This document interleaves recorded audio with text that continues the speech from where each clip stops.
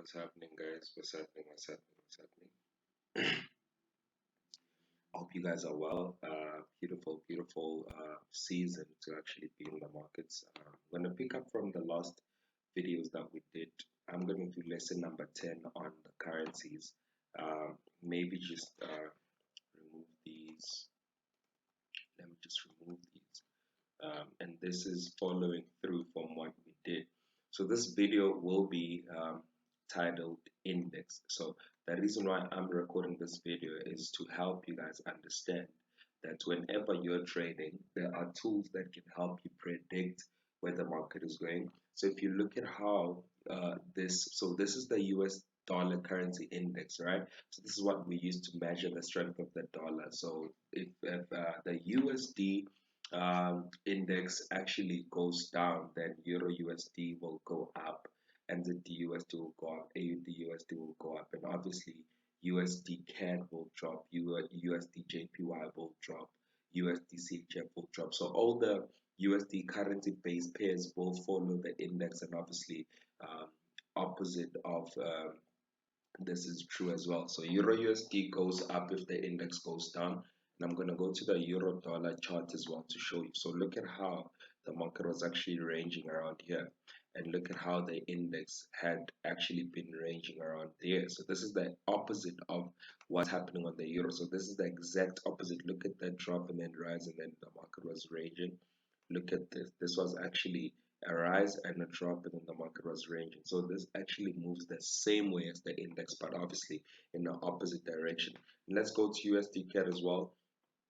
So we do have an exactly similar structure. Look at this: range, range, range, range, and then drop, pull back, and we're now dropping based on how the index is performing. So the index is set to drop, and obviously USD CAD will drop as well. Euro USD will be rising simply because of how the index is actually set up. So let's go back to the index, right? So the index moves in percentages. So we do have 100%, 97.5%, we do have 95%. So this is how I measure the index, and this is how I analyze the index. So I will be looking at drawing the major key levels on the index the same way I draw my levels on currency. So the same way I would draw my levels on currencies would be exactly the same way I draw my levels on the index. So let's look at what the index is doing right now. We can see that on the daily, we failed to break above this 97.50 level for the past 1, 2, 3, 4, 5 days. We did fail to break above that level. So obviously the next possible move that we have on the index will be this level that we have over there. So we do have that level there. So let me use a different tool. Actually, I'm going to be using that arrow tool because this is what I've been doing throughout. If you really look at the previous price, I've been using this tool to actually measure out um, the next possible levels that we have on the index. So I'm going to be copying and pasting that, and from there we do have this level over here. So we do have that support level. Let me just make it shorter because this will be a level that can be easily broken.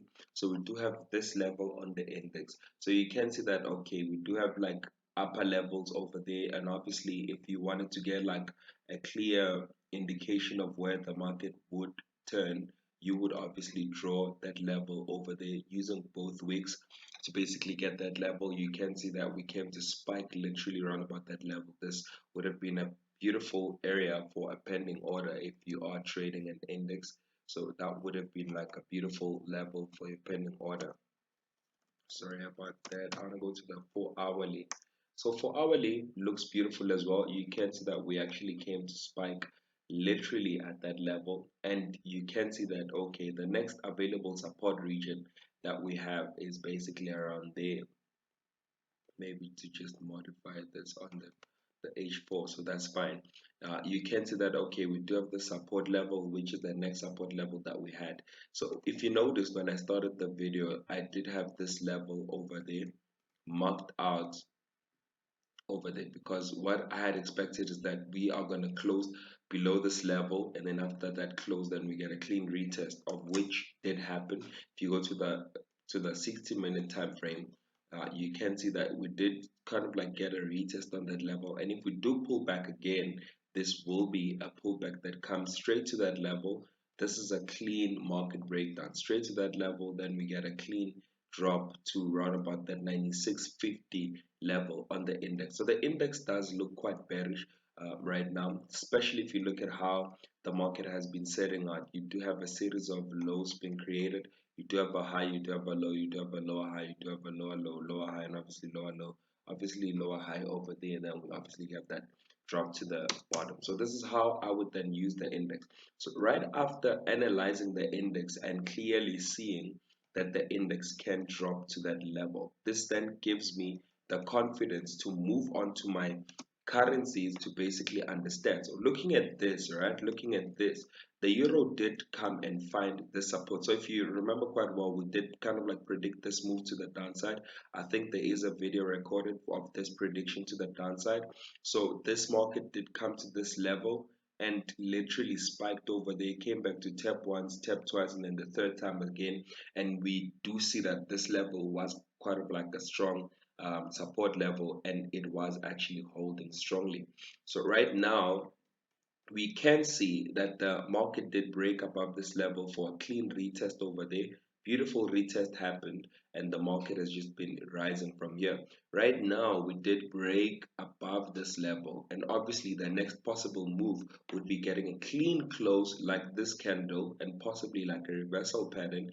Then we can actually start longing this market to the next available resistance. And looking at the index, looking at the index, we can kind of like predict that the market will get to this level and then break above this level. So I do favor longs for a long time on euro, at least to 1450.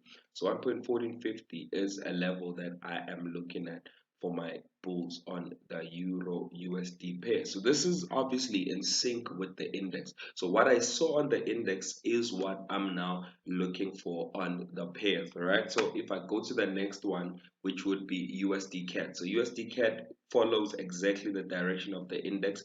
That means if the index is dropping, this gives me the confidence to say that this pair can actually drop. So I can either come here and then put in my cells exactly where market is, looking also at how the moving averages are setting up, put in a cell there. This will be my first TP over here, which is slightly around about 60, 70 pips, and then my second target will be there.